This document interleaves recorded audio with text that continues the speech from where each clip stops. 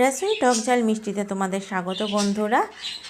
কুলের আচার খায় না এমন কোনো মানুষ পাওয়া খুব কঠিন। বিশেষ করে শীতের দিনে কুলের আচার প্রত্যেকেই ভালোবাসে, আর সারা বছর যদি পাওয়া যায় তাহলে তো কথাই নেই। তাই আজকে আমি এই শীত পড়ার মুখেই তোমরা আমার চ্যানেলে শিখে নাও কীভাবে কুলের আচার বাড়িতে করবে এবং সেটা করে 1 বছর প্রিজার্ভ করবে ফ্রিজ ছাড়া বাইরেই।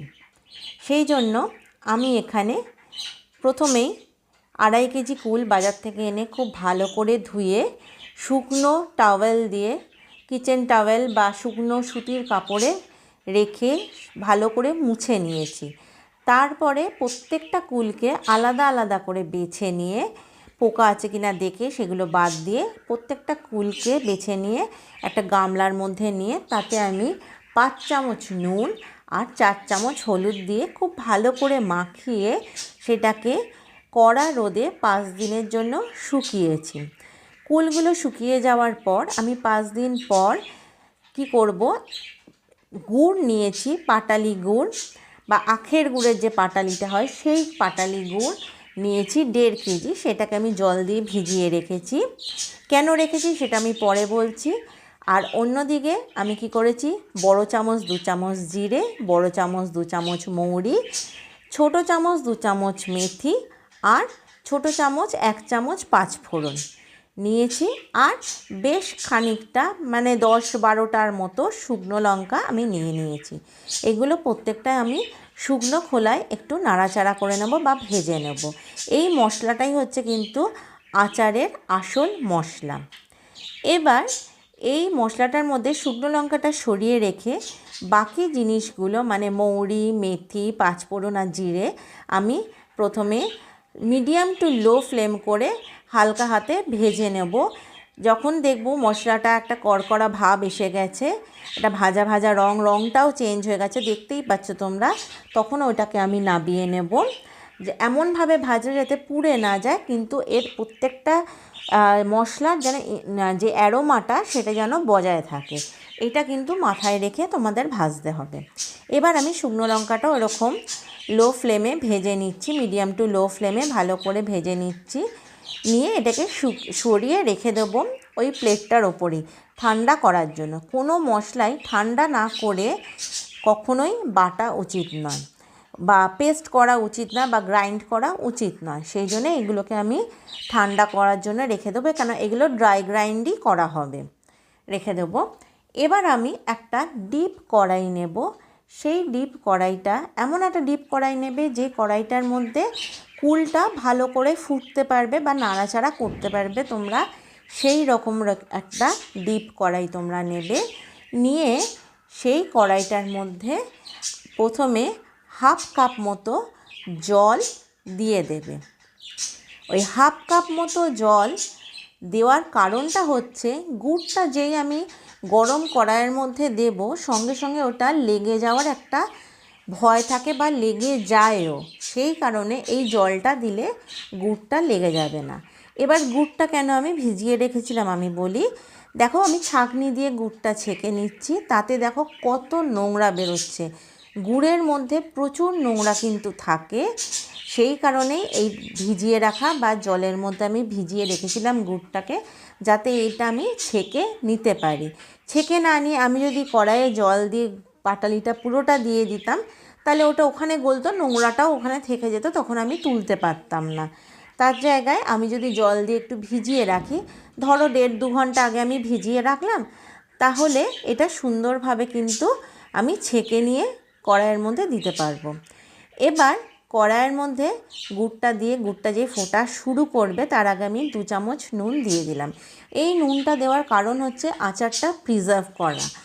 আচারটা আমি যেটা বললাম, আমি 1 বছর বিনা ফ্রিজে বাইরে রেখে আচার খাই, তাতে আচার একটুও নষ্ট হয় না। আমি গ্যারেন্টি দিয়ে বলতে পারি, এইভাবে যদি তোমরা আচার করো, আচার কোনোভাবেই নষ্ট হবে না, উইদাউট ফ্রিজ তোমরা রাখতে পারবে।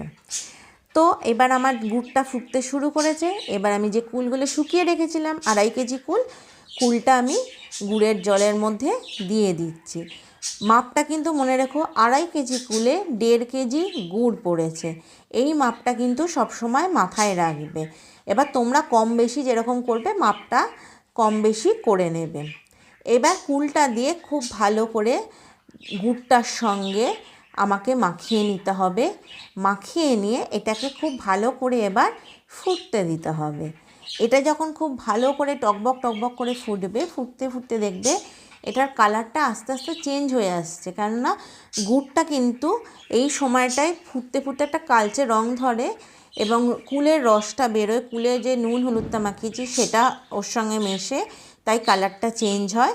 এবং এই সময় কিন্তু গুড়টা লেগে যাওয়ারও সম্ভাবনা থাকে কড়াইয়ের নিচে বা চারপাশটা। ওই জন্য বারবার করে কিন্তু এটা তলা চেপে নাড়তে হবে খুব ঘন ঘন, এবং খুব ভালো করে কিন্তু এটা না নাড়লে ওই পুড়ে যাওয়া একটা গুড় পোড়া একটা গন্ধ কিন্তু নাকে তখন লাগবে, সেটা কিন্তু তখন আর খেতে ভালো লাগবে না। সেই কারণে এটা কন্টিনিউয়াস নেড়ে যেতে হবে। কুলগুলো দেখছো কি সুন্দর ফুলে ফুলে উঠেছে, টোপা টোপা হয়ে গেছে। আবার বুঝতে পারছো গুড়টার মধ্যে কুলটা ফুটে ফুটে কীরকম সুন্দর হয়েছে। একদম দোকানে যেরকম আমরা কিনি, হ্যাঁ কিনে খাওয়া হয়, ঠিক সেই রকমই কিন্তু এটা খেতে হবে।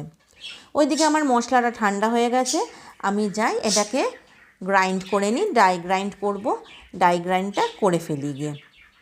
এদিকে কুলটা গুড়ের মধ্যে ফুটুক, মাঝে মাঝে এসে আমি নেড়ে দিচ্ছি।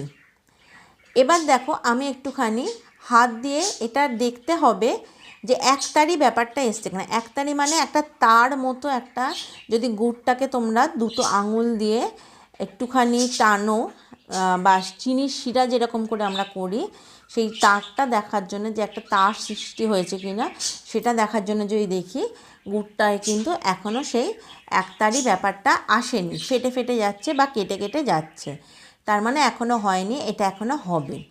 এটা আরও কিছুক্ষণ আমি করার পর দেখো কালারটা পুরোপুরি চেঞ্জ হয়ে এসছে। একটা আচারের যে কালার এসে যায়, আর পুরো যে রসটা, কুলের নিজস্ব একটা রস বেরোয়, সেই রসটা গুড়টা যেটা গুড়ের জলটা পুরোটাই শুকিয়ে এসছে, একদম পুরো মাখা মাখা ব্যাপার একটা হয়ে গেছে।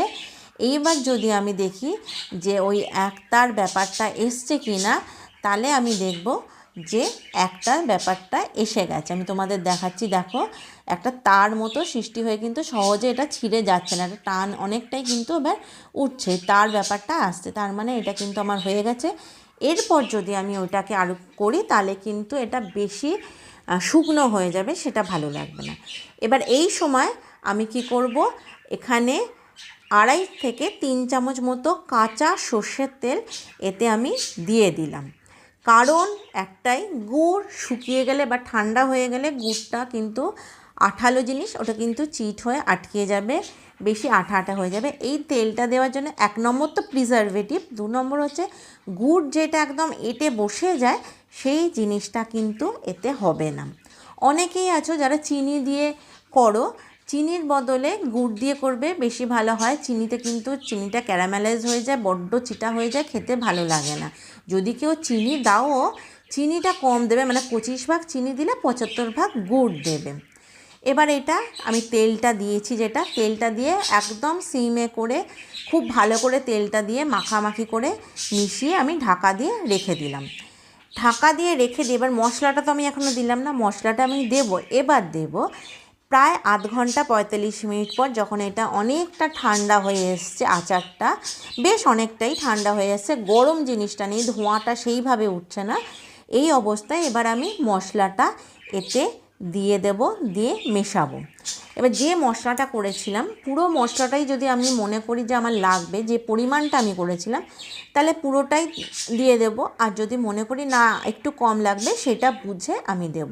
তা আমি যে পরিমাণ কুলের আচারটা করেছি, 2.5 কেজি কুল, তাতে আমি যে পরিমাণ মশলাটা বানিয়েছিলাম, মানে 2 চামচ জিরে, 2 চামচ মৌরি, ছোটো চামচ 2 চামচ মেথি, আর 1 চামচ পাঁচফোড়ন, আর কয়েকটা শুকনো লঙ্কা, এই পরিমাণটা আমার মনে হয় ঠিকই আছে।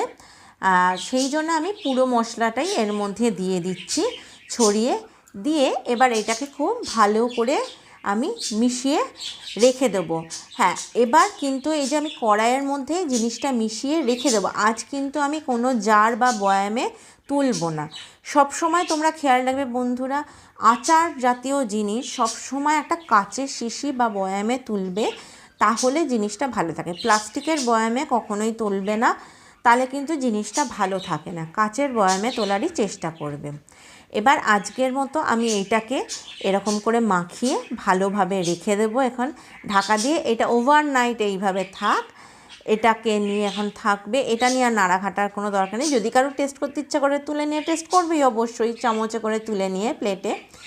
এবার পরের দিন আমি এগুলোকে সমস্ত বয়ামে ঢেলে ফেলবো। তাহলে চলো, সকালবেলা হয়েছে, এবার আমার প্রথম কাজ হচ্ছে আচারটাকে বয়ামে তুলে ফেলা।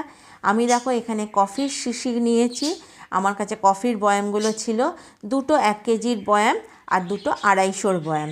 প্রত্যেকটাতে আমি ভর্তি ভর্তি করে ভরেছি।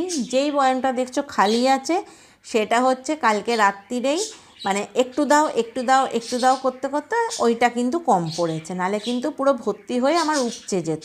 তাহলে 2.5 কেজি কুলের কতটা আচার হয় তোমাদের বুঝতে পারছো। মানে পুরো 2.5 কেজি আমি মাপটা দেখিয়ে দিলাম তোমাদেরকে বয়ামে ঢেলে, ওটা তো চাকতে চাকতেই শেষ হয়ে গেছে। এবার এইগুলোর কাজ হচ্ছে আমাদের রোদে দিতে হবে। তার জন্য এরকম বয়ামের ঢাকা আটকে একটু হালকা করে রেখে আমরা রোদ খাওয়াবো। এবং এই রোদটা কিন্তু প্রায় 15 থেকে 20 দিন খাওয়াতে হবে। যদি 15 থেকে 20 দিন কন্টিনিউয়াস রোদ খাওয়াতে পারো তোমরা, তাহলে আমি যে গ্যারেন্টিটা তোমাদের দিয়েছি 1 বছর আচার থাকবে উইদাউট ফ্রিজ বাইরে, ঠিক সেইভাবেই আচারটা কিন্তু তোমরা রাখতে পারবে উইদাউট ফ্রিজ বাইরে। কোনো অসুবিধা হবে না, কোনো ছাতা উঠবে না, কোনো নষ্ট হবে না, কোনো টেস্টের চেঞ্জ হবে না, বরঞ্চ যত দিন যাবে তত টেস্ট বাড়বে। আর ইচ্ছা হলে মাঝে মাঝে যখন খুশি একটুখানি রোদে রেখে দেবে। আর বয়ামের ঢাকাটা লুজ করে রাখার একটাই কারণ, কেন ভেতরে তো একটা ভেপার সৃষ্টি হয়, তাতে কী হয় বলো তো, বয়ামটা ফেটে যাওয়ার একটা ভয় থাকে। একটুখানি ঢাকাটা লুজ রাখলে সেটা হয় না। তাহলে বন্ধুরা দেখলে বাড়িতে কুলের আচার তৈরি করা কিভাবে করলাম। আশা করি তোমাদের ভাল লেগেছে। আমাকে অবশ্যই জানাবে কেমন লাগলো, আর প্লিজ চ্যানেলটাকে লাইক, শেয়ার এবং সাবস্ক্রাইব করে দিও। বাই বন্ধুরা।